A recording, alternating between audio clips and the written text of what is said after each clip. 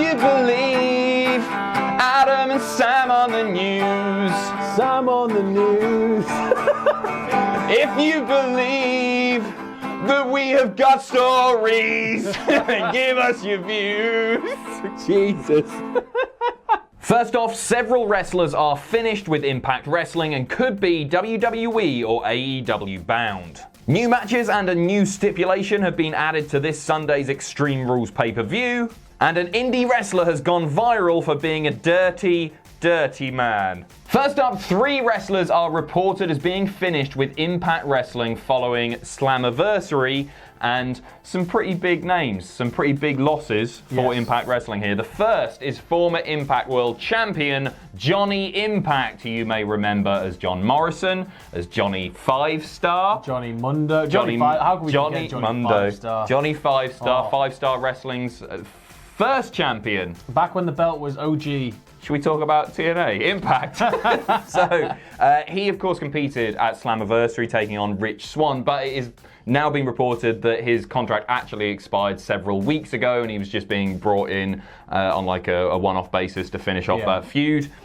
And the other 2 are, for my money, they're not quite the Usos, but they're one of the best tag teams in the world. They're so unbelievably good. They've had amazing matches. It's LAX, both members of LAX, Ortiz and Santana, and another tremendous loss for Impact Wrestling. Yeah, like LAX in its various incarnations has always been a mainstay of old TNA and Impact for me. So I just don't know what they're going to do really. And for me, it seems like it's maybe a sign of things to come for Impact, because there were reports that people weren't being paid as much, or things were happening, like there were less and less big names coming to the tapings, and things started to get a little bit skew-iff, and it was a paid per appearance thing, and it just sounds like maybe they're in some serious trouble. It's been talked about for an awful long time. Slammiversary, it must be said, was absolutely terrific. It was a really good show. They're still capable of putting on fantastic shows, and they do have a good wealth of talent there. It's just worrying when they're sort of not going with these bigger names and then somebody like Rhino turns up. Yeah, well, it might not be Rhino, it could have been anyone, right?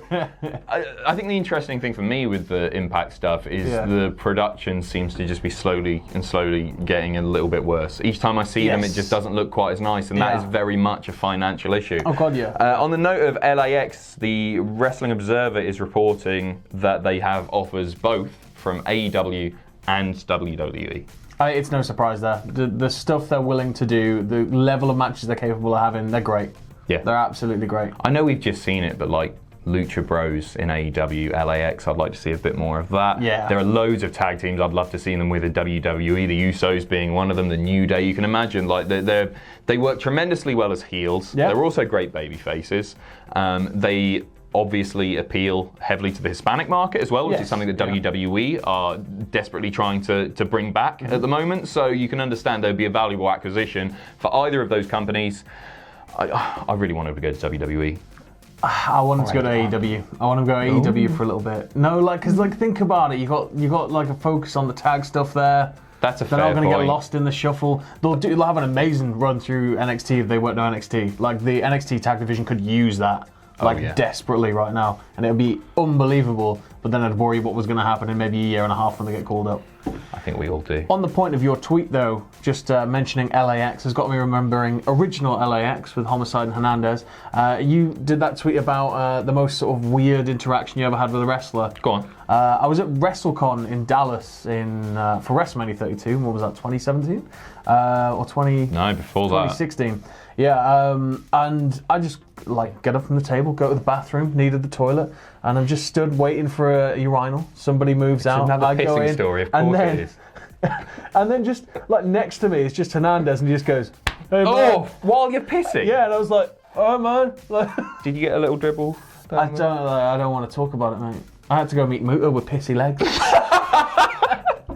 Next up, following last night's Raw, Extreme Rules has changed a fair bit. We've seen one new match announced. This was announced just prior to Raw, and that is for the US title. It is Ricochet versus AJ Styles. You've got to believe that is going to be an absolute barn burner. We've, of course, seen them wrestle on Raw in previous weeks, and they're great, but on a pay-per-view, they're going to dial it to 11. Cannot wait for that. That could very easily... having a trouser situation right here. Yeah, again, that could be match of the night without a doubt. There's also been an update to Braun Strowman versus Bobby Lashley following the stage brilliant spot, and that is now a last man standing match.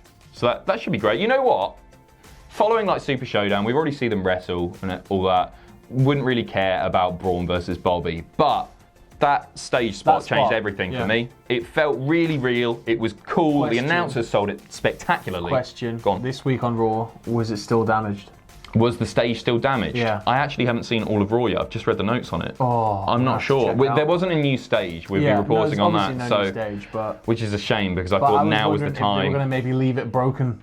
And it'll be like, well, we're going to need a new stage now. I don't know. Someone let us know in the comments because I haven't had a chance to watch it. I'm going to watch it after this. And finally, one more change to the SmackDown Women's title match. That is now a handicap match. It is Bayley taking on Alexa Bliss and Nikki Cross in a handicap match. And that's one that I'm looking forward to as well. It sounds like it's going to be great, but it's a little bit confusing with the rules, but I guess we'll be clarified before we get there. It's another feud that I think the promo work has been really great on. It's felt real. Nikki's been so good throughout this as well. Been brilliant. Yeah. It was a bit weird on last week's SmackDown having Nikki being beaten clean, but I guess this makes sense. I'm looking forward to it. You can imagine what's going to happen. Like, this is either going to go one of two ways.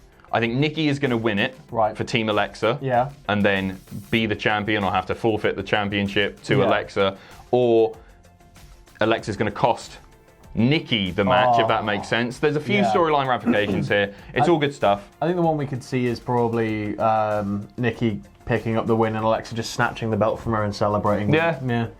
We'll just run down the full card very quickly for you, though. We've obviously got Ricochet versus AJ Styles, which we talked about.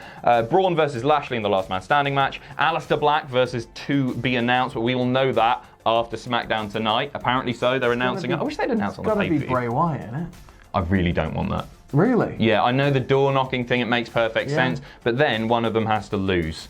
And it's like, it's Aleister Black's first singles feud on the main roster. It's Bray Wyatt's return feud. You're going to kill one wrestler by having them lose that. It's true. It is true. But I think Aleister Black can bounce back from that by turning mega heel. Yeah, fair. I just don't want to see that so I don't want to mess with him too much. Yeah. I don't know. We've got the SmackDown tag titles, Bryan and Rowan versus the New Day, Big E and Xavier versus Heavy Machinery. Drew Gulak versus Tony Nese for the Cruiserweight title. Bayley, Alexa, Nikki Cross. Kofi versus Samoa Joe, can't wait for that. The Undertaker and Roman Reigns versus Shane McMahon and Drew McIntyre. And a last chance winners take all match. Seth Rollins, Becky Lynch versus Baron Corbin and Lacey Evans. And did you know they're in a relationship, Sam? Seth what are Becky? they? So if it's have you seen this shirt? Have you seen the shirt? Yeah, Sorry, I've completely interrupted you there. The Steven Regal shirt. Yeah. The man's man's man. Who's going to wear that? WWE shirts Wrestling fans. Sorted. No, they won't.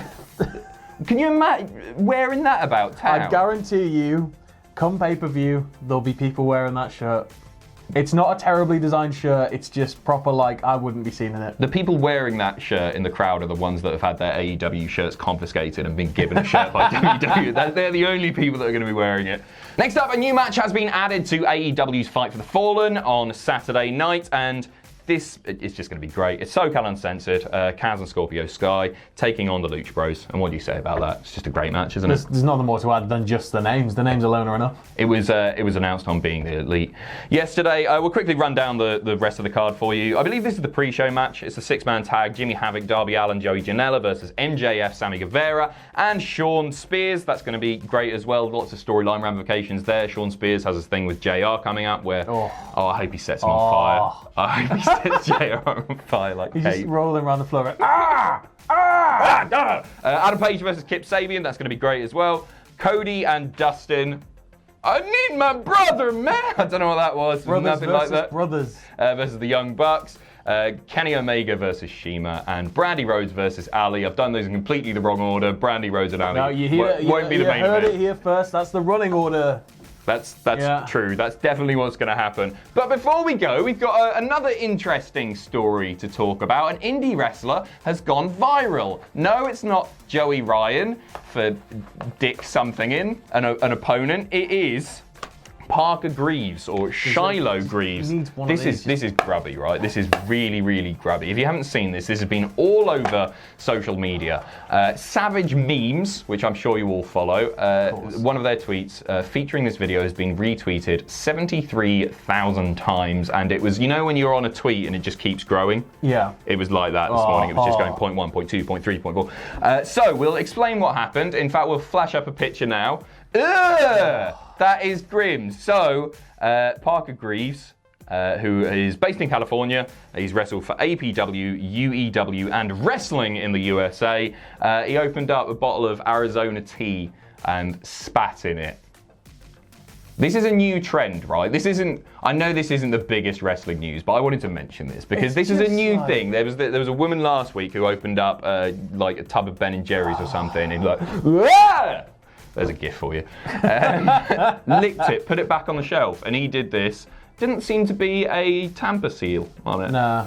Which is interesting. Just disgusting. It is grubby, so it's reported as being him. Everybody, like UEW have made a comment because it was said that he was doing this as part of a skit or something for a wrestling show. UEW have said, while Shiloh Greaves has wrestled for us in the past, we have not produced any promo of this nature. Any UEW-approved promo, segments, skits, etc. will have the UEW branding on it. We don't condone these actions and do not know any more about the video's origin. It's just grubby. And so, if you take nothing else away from this video, I was really worried don't that you were spit in stuff. That you were going to take my coffee and spit in it just to demonstrate. I wouldn't dare. Good. Because it's dirty. Dirty man. Bastards.